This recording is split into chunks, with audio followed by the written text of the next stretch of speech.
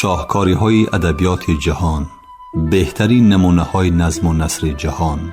شاهکاری‌های ادبیات جهان، نیروبخش معرفت، شکوفایی شعور و پرتوافشانی فروغ فضل و حکمت در خانه دل شما. از ارمغان معنوی شاهکاری‌های ادبیات جهان بهره‌مند شوید. شاهکاری‌های ادبیات جهان از رادیوی فرهنگ.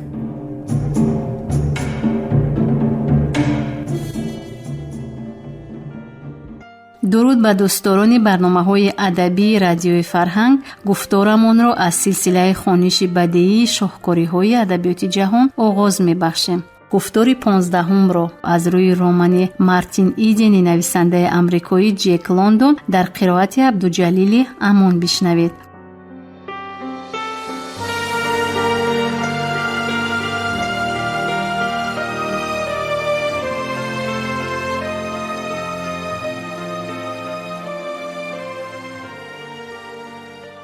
چی سفسطه؟ در بچگی گوش و مینه‌مان را از این گپ‌ها پر کرده بودند، لیکن حقیقتی هست که در وقتش به ما نگفته بودند. به آن حقیقت من با عقل خود رسیدم. آلنی برای تأثیر پیدا کردن سخنانش سکوت ورزید و سپس با تنتنه گفت: جنتلمن باید لاتینی را آموزد، لیکن جنتلمن آن را نباید داند. این از روی انصاف نه.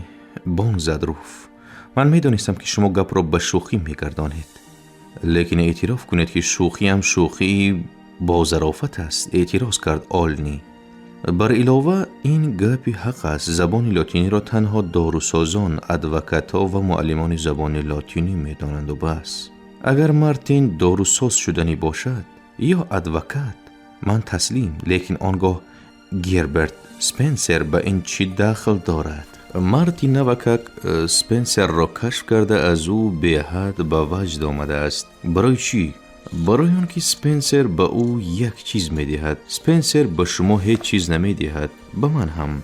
به ما هیچ چیز لازم هم نیست. شما یک روز به شوهر می براید. من باشم عموما یگان کار نمی کنم، چرا که برای من هر گونه وکیلان و کارگزاران کار می کنند و آنها غمی سرمایی مرا می خورند که از پدرم میراث میگیرم. لیکن روف معلم من است. راد مردانه اعتراض کرد مارتین.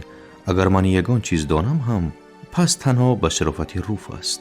بیهوده آلنی با روف نظری بدخواهانه افکن. شما ممکن است گوید که سپنسر را هم به مسئولیتی وی خوانده ایستاده اید. گل و گمراهتان را یافتید. من درباره کانهای الماسی سلیمان شاه چقدر معلومات داشته باشم، روف هم درباره داروین و ایولوسی همان قدر معلومات دارد. مارتین این گفتگوزار را با کمال شوق و ذوق گوش کرده در عین زمان یک گوشه دلش غش بود. سخن در خصوص تعلیم و درس‌های ابتدای دانش می رفت و آهنگ عمومی مکتبیانه مباحثه با آن مسئله های بزرگی که مارتین را به شور آورده بودند، با آن مسئله هایی که او را وادار می ساختند به همین حادثه های زنده آنی محکم چسبیده گیرد و از نیروی در نهادش بیدار شونده به ترس و لرز آید. ذره موافقت نمی کرد. او خود را خیالاً به شاعر مانند می کرد که به ساحل کشوری نامعلوم پرتافته شده است و از محیط دلربا به هیجان آمده آن را بر عبث و زبانی برایش بیگانه مردمانی محلی یابایی ستودنی می شود. این زبان لاتینیش از کدام گور و لحد برآمد؟ می گفت او به خود. آن بیگاه در نزد آینه ایستاده: بگذار مرده ها به مردگیشان ماندن گیرند. من به این مرده ها چی مناسبت دارم؟ زیبایی ابدی است و یک عمر بر حیات است. زبان ها باشند به وجود می آیند و از بین می روند. آنها خاک و ترابی مردگانند. او خودی همان لحظه از دل گذراند که فکرش را به غایت حسن بیان کرده می توانستگی شده است و در جایگاه خواب رفته روان های زور زده فهمیدنی می شد که برای چی در حضور روف این قابلیتش بنشتی می رود. به من وقتی هید، گفت او با آوازی بلند، به من فقط وقتی هید. وقت. این زاری و التجای او همیشگی بود.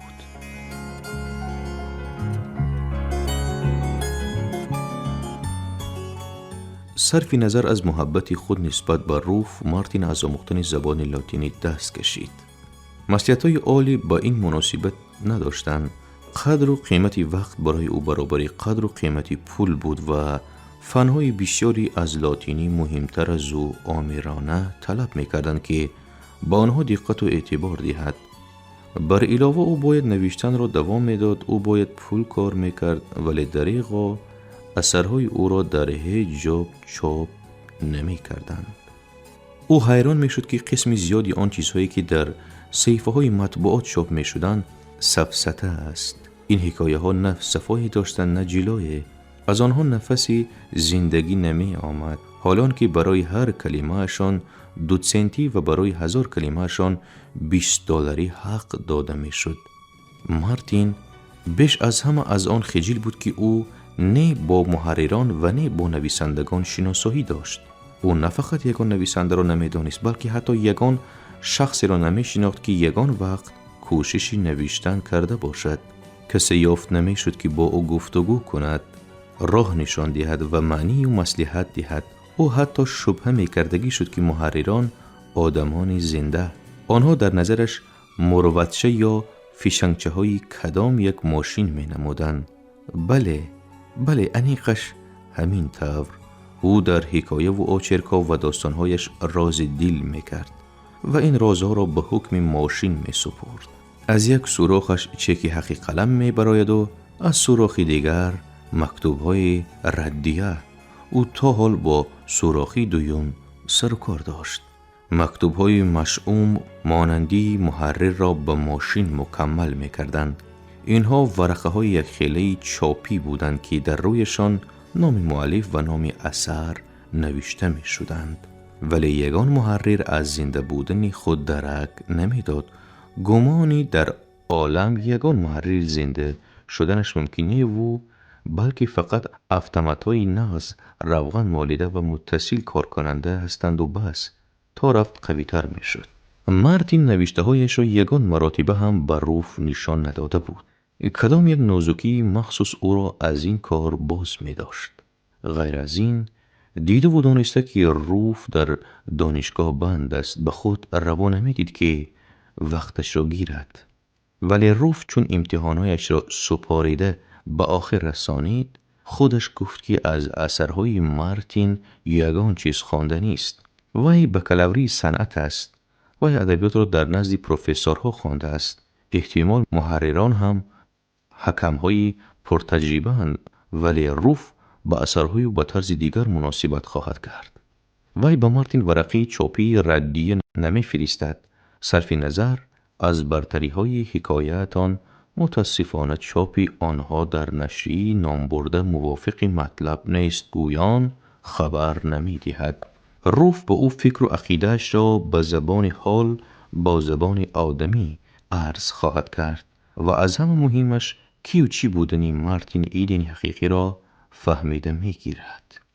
وی وظیفه خود را ادا کرده است، گفت مارتین وقتی که روف برای کرتکه او و خودش برای زمین گرمکک نشستند. مارتین از نکتی گوارا و سرخوش کننده نفس کشیده، خودی همان لحظه از روی عادت از جز به کل چیزی اساسی گذاشته به اندیشه رفت. وی وظیفه حیاتی خود را ادا کرده است، دوام کرد. او علف خشک را مهربانانه سیله کرده، از آب بارانهای زمستان غذا گرفته، با طوفانهای ایام نوبهاران تلاش کرده به گل رسید و حشرات و زنبورهای عسل را به سویش کشید، تخمش را به هر طرف پاش داده، قرضش را در پیش عالم به آخر رسانیده. اکنون برای چی شما به همه چیز از نقطه نظری عملی نفرت انگیزانه می نگرید؟ یقین برای آنکه نظری اولویسیون را می آموزم. راستی گپ، من به همین قریبی همه چیز را در اصلش می دیدگی شدم. ولی به نظری من چنین می نماید که شما به سببی همین مناسبتی عملی زیبایی را نمی فهمیدگی شده اید. چنان که پسر بچه گردی قناتهای زیبایی شپلک‌ها را نابود کرده آنها را محو می سازد، شما نیز زیبایی را محو می سازه. مارتین به علامت این کار سر جنباند. زیبایی خود به سری خود مضمون دارد، ولی من تا به همین نزدیکی این مضمون را حس نمی کردم. به من چیزی زیبا معقول بود برای آن که آن زیباست. و سلام.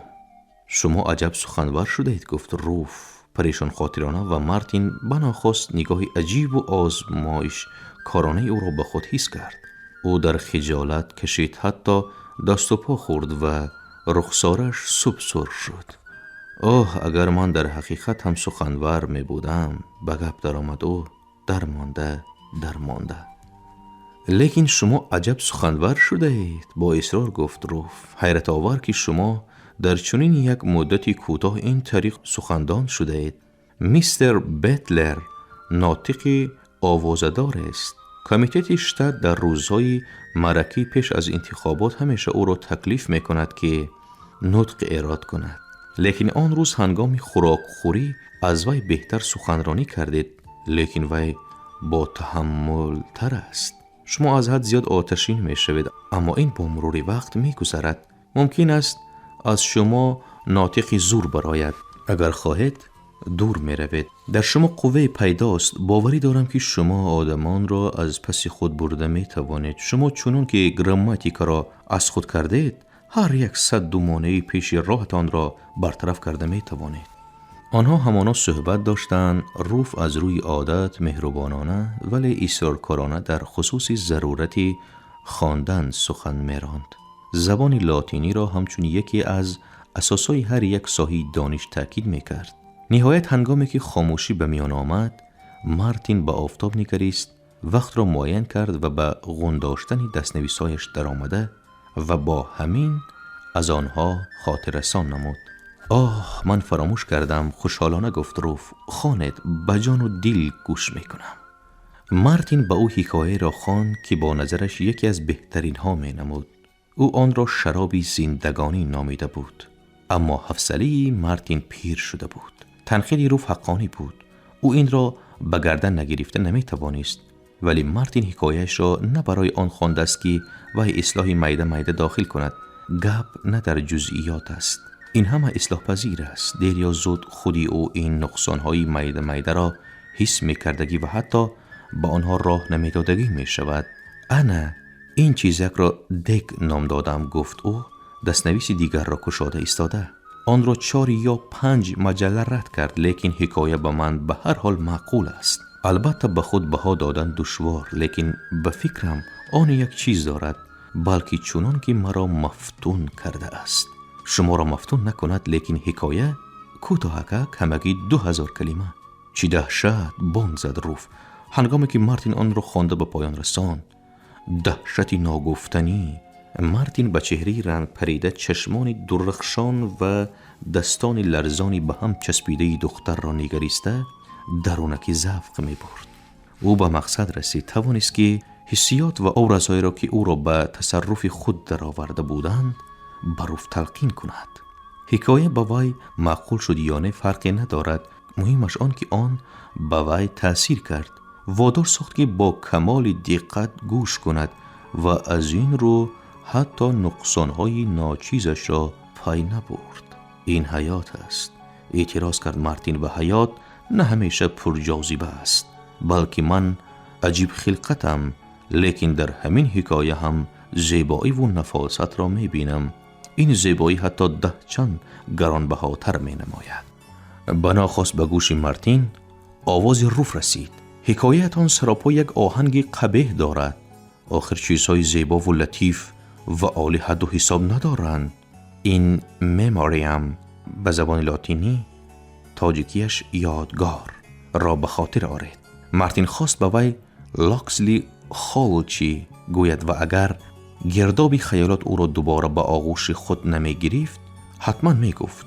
او به روف نگریسته فکر می کرد که زن چه راههای پرپیچ و تاب را پیموده در ظرف صدها هزار ساله ها با نردبان زندگانی به زور بالا شده نهایت به زینه عالی کمالات رسیده روف شد. نمونه پاک، نمونه زیبای آفرینش شد که قوه الهی عطا کرده است. در این است رومانتیکا، در این است زیبایی و معجزه.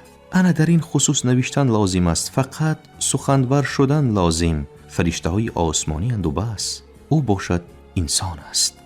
جدا قوتان زور شنید او آواز روف را، ولی این قوت به لجام و ادارت افتاده، مثلی بهموتی به دوکانی زرفروشی افتاده. شوخی کرد او و با تبسم سرفراز گردانده شد. این خیل در هر خصوص به فرق نوشتن ممکن نیست. شما باید در خود ذوق و قریحه و اسلوب و نفاست پرورش کنید.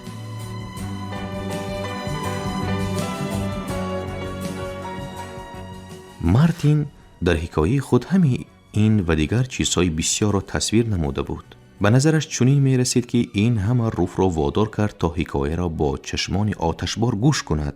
رخساره هایش گلگون شده بودند و در فراورد خانش مارتین به هراس افتاد که وی از هوش می رود. مارتین به حس ممنونیت حکم وی را نگران بود. نغز می دونست که حکم چه خیل می شود و هنگامی که روف این زیباست گفت، تمام مات و محبود گشته، فرصتی کوتاه پس روف با شفق و ذوق تکرار کرد، خیلی زیباست. البته این زیبا بود، ولی در حکایه چیزی بزرگتری بود. چیزی بود که زیبایی تنها با آن خدمتگاری میکرد و در اطاعتش بود. در خصوصی او برای به زبان آوردن کلمه نو جرأت نکرده درنگ نمود. در خصوصی غایش چی میگوید؟ آن چندان روشن نیست، جواب گرداند روف. تأثیرات عمومی من از همین عبارت. من به رفتی واقع دقت دادم، ولی این دشوار است. شما به حد گپ را دراز میکنید. شما متریالی تماما دیگر را داخل کرده واقعه را مغلق میگردانید. شما به حد گپ را دراز میکنید، تکرار کرد، و لیکن بعضا این خیل بی‌مورد است. آوازی رو به گوش مارتین از دورا دور میرسید، زیرا در این لحظه او در خیال آن بود که آیا به وی ترانه های بحر را خواند یا نه. او خاموشانه دراز کشیده میخوابید. دلش مالامال غصه و نومیدی بود.